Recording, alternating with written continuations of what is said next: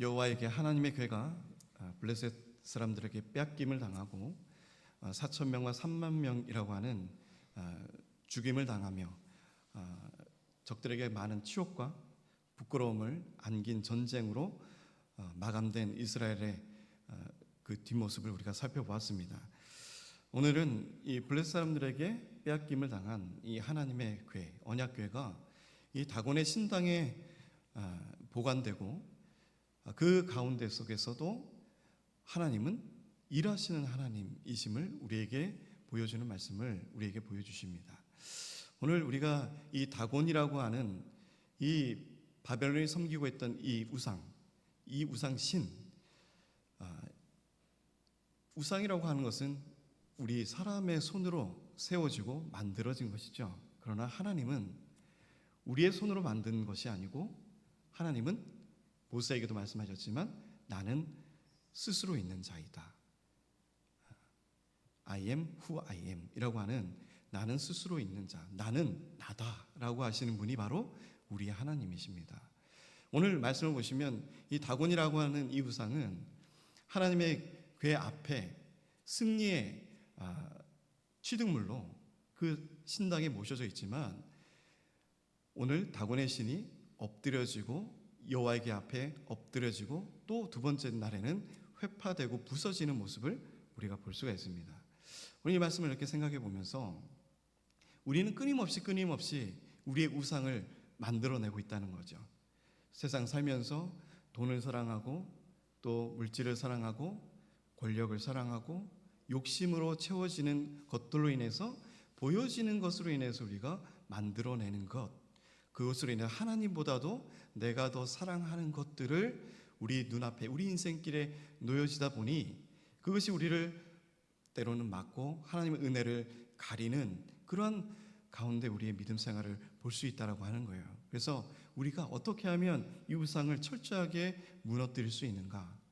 보여지는 또 내가 만들어지는 하나님, 또 내가 만들어 놓은 그 우상의 신, 우리는 끊임없이 생산해내는 그런 자들의 모습일 수도 있다라고 하는 것입니다. 그러나 살아계신 하나님은 우리가 아무리 우리가 보기 좋은 우상을 앞에 세워놔도 하나님은 그것을 반드시 무너뜨리신다라고 하는 것입니다.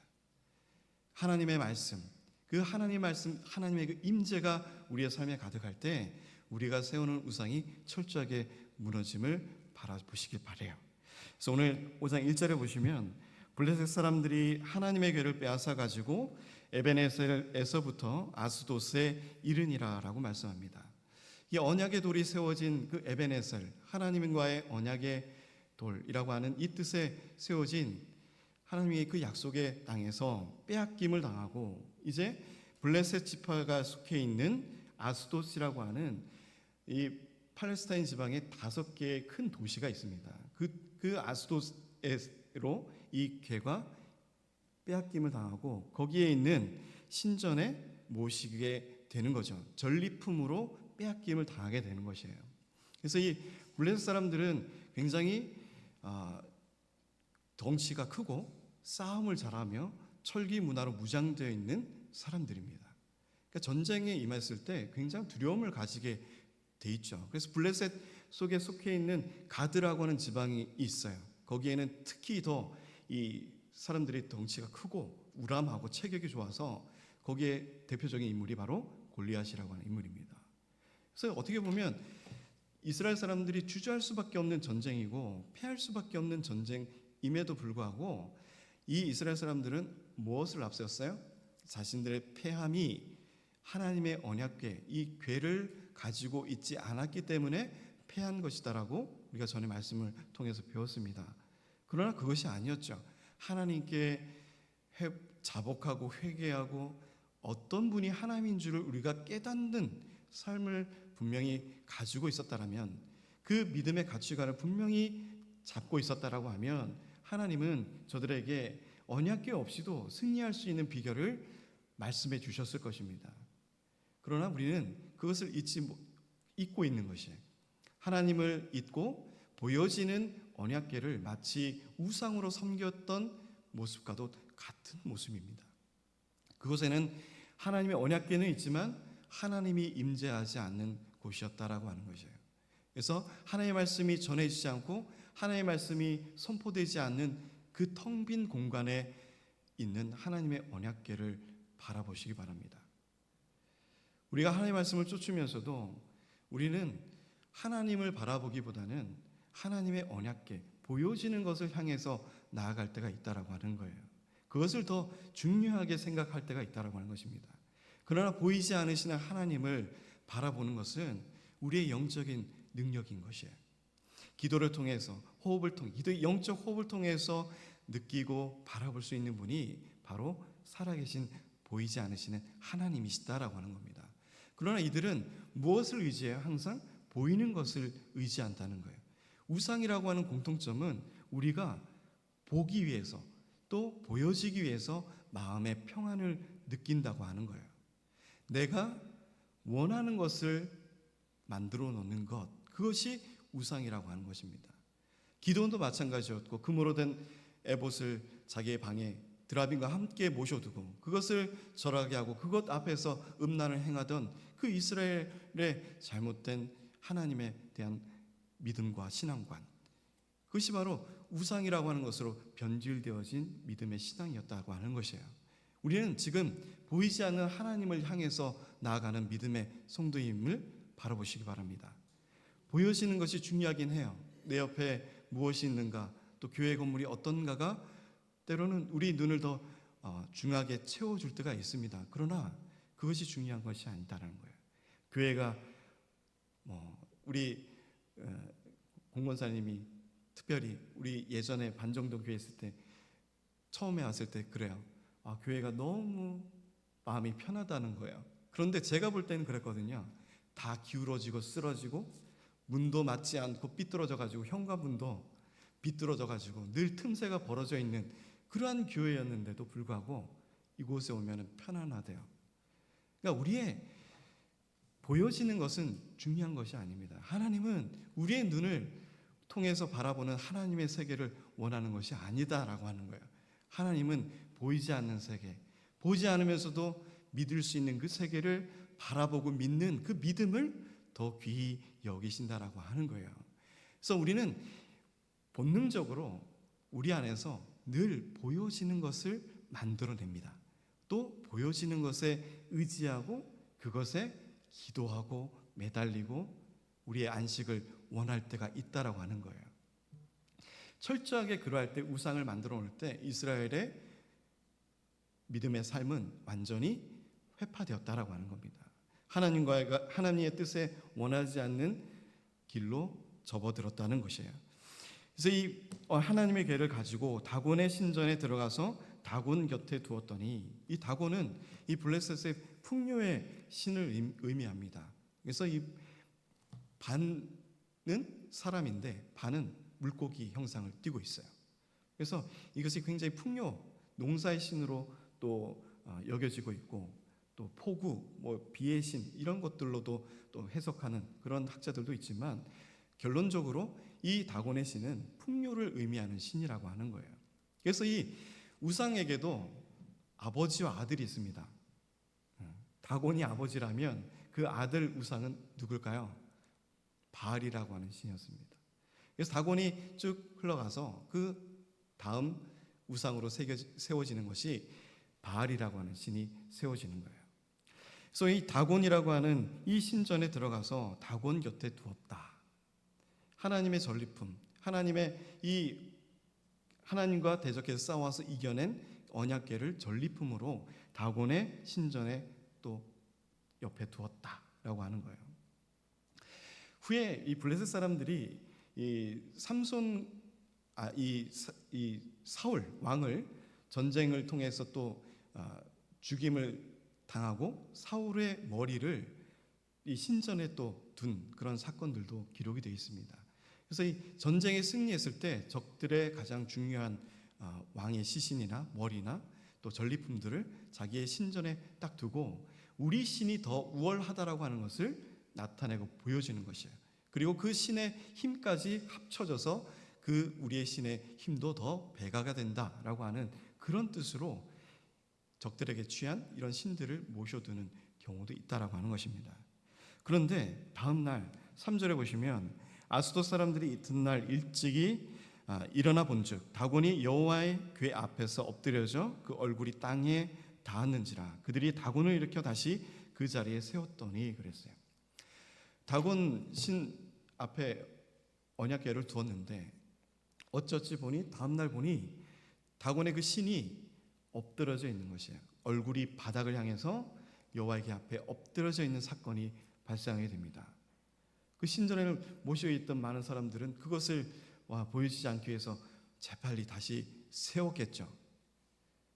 저는 그래요. 우리도 우상을 날마다 세우고 또 하나님은 날마다 무너뜨리지만 우리는 또다시 또 이렇게 세우고 그 자리에 세워놓는 것이 바로 우리가 아닌가 싶어요. 늘 하나님께 고백하고 죄를 회개하고 하나님 다시는 이러지 않겠습니다라고 하나님의 말씀을 들으며 회개하지만 어느덧 다음날 보면 우리는 그 약속을 잊고 똑같은 범죄의 길에 죄의 길에 서 있는 우리의 모습을 발견하기도 합니다. 그러하지 않겠다고 다짐하며 살았던 우리의 하나님과의 언약의 그 길에서 다시 돌아서서 하나님을 바라보지 아니하고 하나님을 외면하는 믿음의 신앙의 길에 서 있는 우리의 모습을 살펴볼 수 있다고 하는 것이에요. 오늘 이스라엘 사람들은 하나님을 완전히 버리지 않았습니다. 하나님이 어떤 분인지는 알고 있었어요. 그리고 예배 형태도 띄고 있었어요. 제사장들도 있었고요. 그리고 실로라고는 하나님의 언약궤를 모시고 있는 성전도 있었어요. 성소도 있었어요.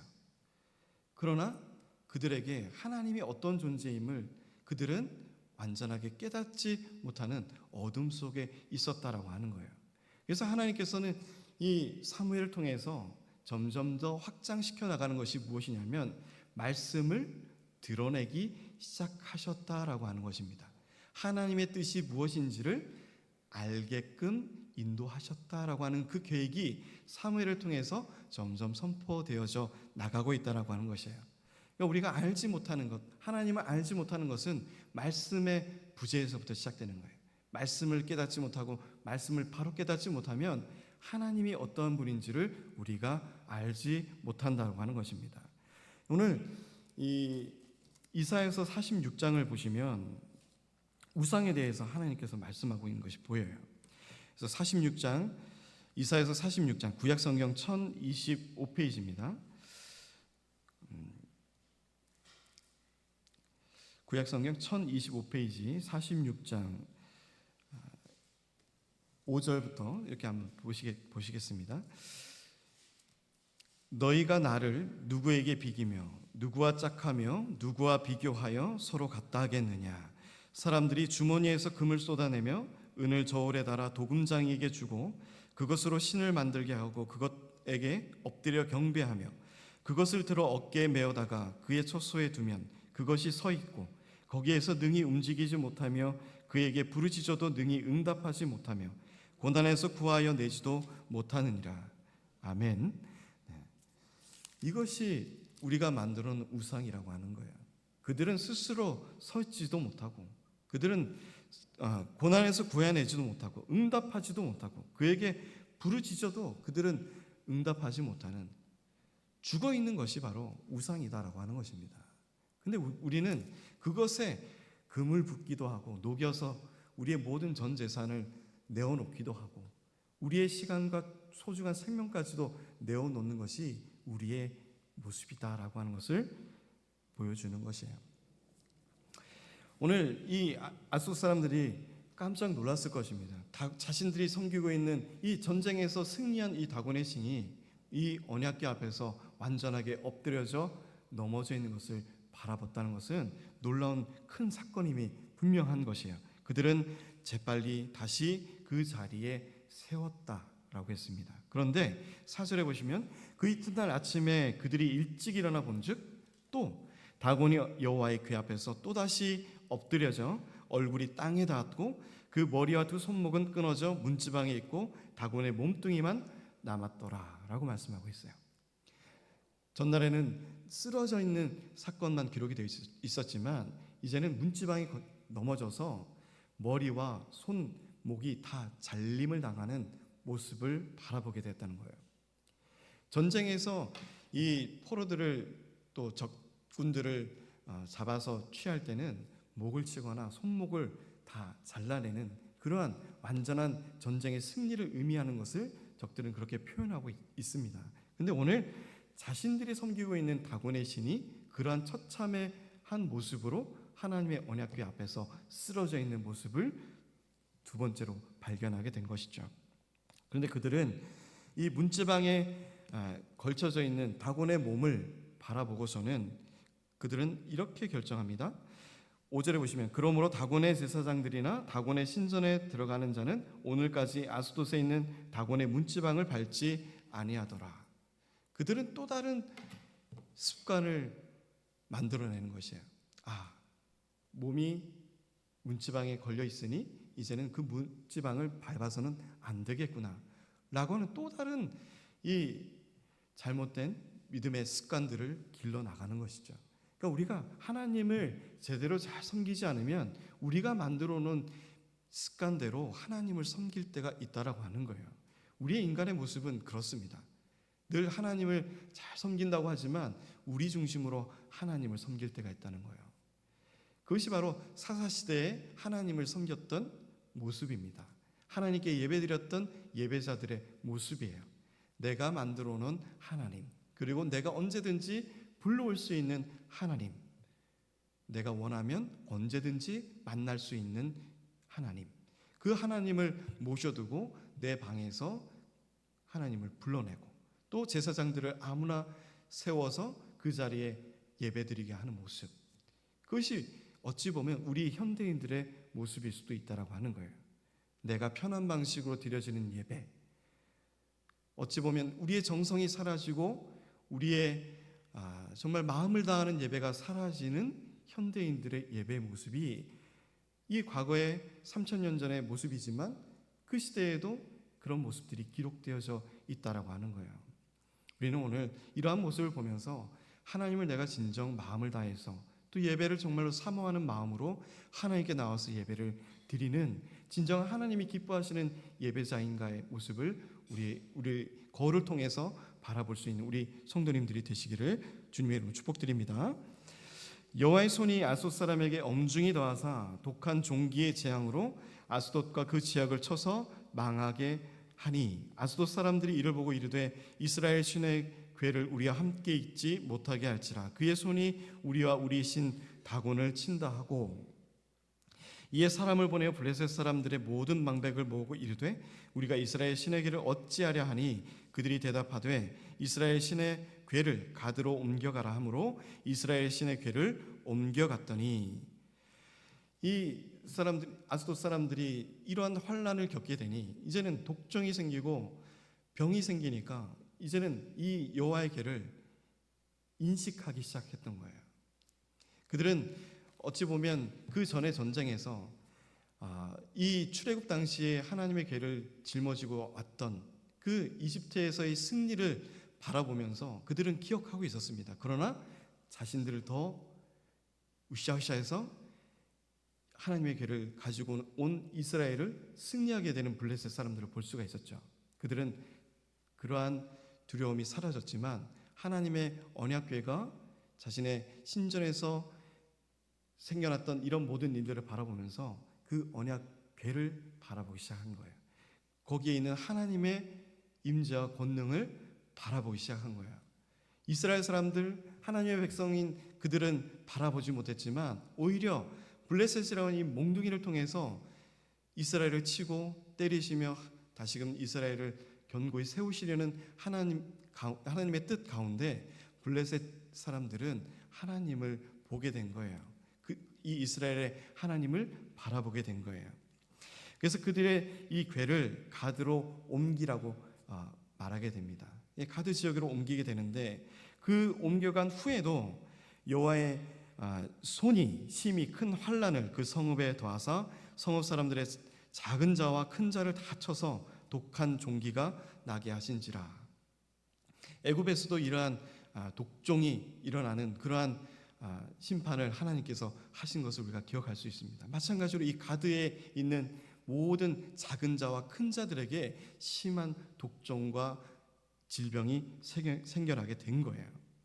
이에 그들이 하나님의 괴를 에그론으로 보내니라. 하나님의 괴가 에그론에 이른즉, 이제 서로 이 신전이 모셔져 있는 또 도시나 아니면 가장 큰 블레셋의 5대 도시 중으로 계속 이렇게 언약궤를 옮기는 가운데 있지만 마침내 에그론에 이르게 되는데, 이 에그론 사람들이 그 소식을 들은 거죠. 가드 사람들에게 독종이 임하고 또 그 아수르 사람들에게 임했던 하나님의 심판을 바라보면서 그들은 무엇했어요? 부르짖었다라고 말씀하고 있습니다. 10절에 보시면 이에 그들이 하나님의 괴를 에그론으로 보내니라. 하나님의 괴가 에그론에 이른즉 에그론 사람들이 부르짖어 이르되 라고 했어요.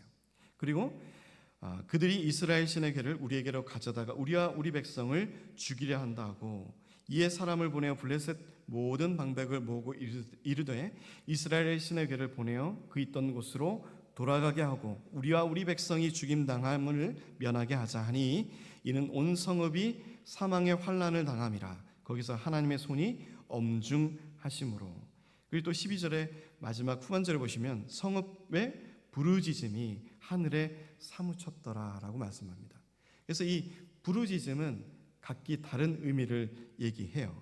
그래서 20절에 그들이 부르짖었던 그 부르짖음은 원망과 그 불만의 부르짖음입니다. 왜 이것을 우리에게로 가져오느냐라고 하는 그러한 부르짖음이에요. 그러나 12절에 보시면 그 죽지 않은 사람들은 독한 종기에 치심을 당해 성읍의 부르짖음이 하늘에 사무쳤더라. 이 부르짖음은 자신의 고통과 환난 속에 있는 이것을 구원해 달라고 하는 그러한 부르짖음이라고 하는 것입니다. 그래서 이 부르짖음이라고 하는 이 말씀으로, 이 단어로 성경을 검색해 보면 이 부르짖음이 신약에서보다는 구약에서 많이 발견이 되는 단어예요. 그러니까 하나님께 부르짖음, 하나님께 구원을 통한 부르짖음, 내가 이 압제와 고통 가운데, 환난 가운데 있을 때 하나님께 부르짖는 그 부르짖음이 구약에 많이 기록이 되어 있다라고 하는 거예요. 오늘 우리의 부르짖음은 무엇입니까? 하나님 앞에 고통과 환난을 통해서 그것을 면케해 달라고 하는 부르짖음입니까? 아니면 정말 하나님의 이름을 부르짖으며 나의 죄를 고백하고 하나님 앞에 다시금 돌아가기 위한 회개의 부르짖음입니까? 우리에겐 어찌 보면 부르짖음이 사라진 지가 오래예요. 늘 제가 전도사 때나 그 20대 때 교회를 이렇게 오면 새벽에 늘 차량 운행을 오면 늘 들리던 목소리가 무엇이었냐면 우리 담임 목사님께서 늘 부르짖는 기도가 있었다라고 하는 거예요. 그것을 들을 때 굉장히 전 좋았어요. 우리 담임 목사님 늘 하시는 말씀, 새벽을 깨우는 자가 되라라고 말씀하시잖아요. 그 깨우는 그 음성이 굉장히 좋았습니다. 저는 그렇게 부르짖지 못했지만 늘 그 부르짖음을 통해서 하나님께서는 우리 교회를 이곳까지 인도해 내시고 또 앞으로 놀라운 계획을 우리 교회를 통해서 이루어 나갈 줄 믿으시기 바랍니다. 우리의 이 부르짖음이 우리 담임 목사님 그 부르짖음처럼 같이 닮아가는 부르짖음이 되시기를 주님의 이름으로 축복드립니다. 우리의 막혀있고 닫혀있는 이 부르짖음의 문을 열으시길 바라요. 그리고 이 우상에게 매달리는, 아무리 부르짖어도 응답하지 않는 그 죽어있는 우상에게 매달리며 현혹되기보다는 스스로 계시고 우리에게 넉넉히 베푸시고 늘 승리의 길로 인도해 주시고 날마다 우리보다 앞서 승리의 깃발을 꽂아 놓으시며 오라라고 하시는 그 하나님을 바라보며 나아갈 수 있는 믿음의 길에 서 있는 우리 모두가 되시기를 주님의 이름 축복드립니다. 이 시간도 하나님께서는 우리 성령 하나님을 통해서 부르짖기를 원하고 계세요. 성령 하나님은 탄식하며 우리를 위해서 부르짖고 계시지만 그 안에서 그 음성을 들으며 우리도 함께 부르짖는 자가 되어야 됩니다. 하나님의 음성을 들으며 부르짖지 못하는 우리의 완악함과 연약함을 하나님 앞에 부끄럽다 생각하지 마시고 내려놓으시고 이제는 돌아온 탕자와 같이 하나님밖에 없어요. 나를 받아주실 분은 하나님밖에 없습니다. 아버지밖에 없습니다. 아빠, 아버지라고 부를 수 있는 그 부르짖음을 통해서 나오는 그 말씀, 아빠, 아버지, 아바, 아버지라 부를 수 있는 그것은 그 부르짖음을 통해서 나타나는 것입니다. 오늘 우리에게 사라져 있는 이 부르짖음, 그리고 또 하나님보다도 더 중히 여겨 세움을 받는, 우리가 알게 모르게 세워놓는 우상들, 돈이 우상이 될 수 있고, 내가 세우는 권력이 더 사랑스러워서 그것을 내 인생길에 더 중요하게 생각하며 그것에 더 많은 시간과 물질을 투자하고, 하나님보다는 더 사랑하는 것들을 내 안에 가득가득 채워서 나가고 있지만, 우리는 그것을 날마다 하나님께서 말씀을 통해서 쓰러뜨리고 넘어뜨리고 회파시키고 머리까지 손목까지 다 절단시키며 무너뜨리고 하지만, 다시금 다음 날에는 우리는 또 그 우상을, 또 다른 우상을 또 만들어내고 세워서 하나님보다도 더 사랑하는 것들을 내 인생길에 더 세우는 것에 더 열중하는 우리의 믿음을 하나님께서는 바라보실 때 어떠한 마음일까라고 하는 거예요. 이제 우리는 완전히 하나님 앞에 무너져야 됩니다. 우리가 가지고 있는 우상을 하나님 앞에 완전히 무너뜨려야 돼요. 하나님보다 더 사랑하는 것들을 내 안에서 완전히 제해 버려야 됩니다. 우리가 만들어 놓은 그 신전에서 다른 우상들을 섬기는 그 신전이 아니라 스스로 계시고 살아계시고 우리에게 생명을 주시는 하나님만을, 그 유일한 하나님만을 섬길 수 있는 우리의 마음의 성전이 되어야 되는 것이에요. 하나님은 거룩한 곳에 임하십니다. 하나님은 우리가 거룩해지기를 원하세요. 성령님이 내 안에 거하신다라고 하는 그 거하심은 우리가 거룩하기 때문에 거하시는 것입니다. 우리가 성령 충만의 삶을 벗어나고 거룩한 삶에서 벗어나는 이유는 우리 안에 죄가 들어오기 때문이에요. 하나님보다 더 사랑하는 것들이 들어오는 것들이에요. 하나님의 말씀보다도 더 중요한 것들이 더 앞서기 때문에 내가 옆에 사람을 흘겨보고 미워하고 시기하고 질투하며 저들에게 비난과 비방의 말을 서슴지 않는 두 가지의 입술을, 두 가지의 마음을 품고 살아가는 사람들이 되어져 가는 거예요. 오늘 하나님께서는 하나님의 임재를 바라보길 원하십니다. 그 언약궤, 그 우상이 가득한 그 신전에서 그 언약궤를 바라보시는 하나님을 우리가 바라보셨으면 좋겠어요. 우상이 가득한 곳에서 늘 변치 않으시고 그 자리에 계신 하나님, 어느 곳에 가도 변치 않는 하나님, 그들의 우상은 넘어지고 회파되고 쓰러지고 또 다른 바알이라고 하는 우상이 또 세워지는 이러한 세상이지만, 그럼에도 불구하고 하나님은 변치 않으시고 그 자리에 늘 계시며 우리를 바라보시는 하나님, 그리고 우리를 붙드시는 하나님, 우리의 자녀됨을 끝까지 함께 하시는 하나님, 그 약속을 변개치 않으시는 하나님, 거짓하지 않으시는 하나님, 신실하신 그 하나님을 우리 안에 온전히 모실 수 있는 우리 성도님들이 되시기 바랍니다. 그의 능력을 바라고 그의 능력의 손에 붙들리는 우리 성도님들이 되시길 바라요. 오늘 11절에 보시면, 마지막 하반절에 보시면 하나님의 손이 엄중하시다라고 말씀하고 있습니다. 하나님은 가벼운 분이 아니시다는 거예요. 엄중하시다.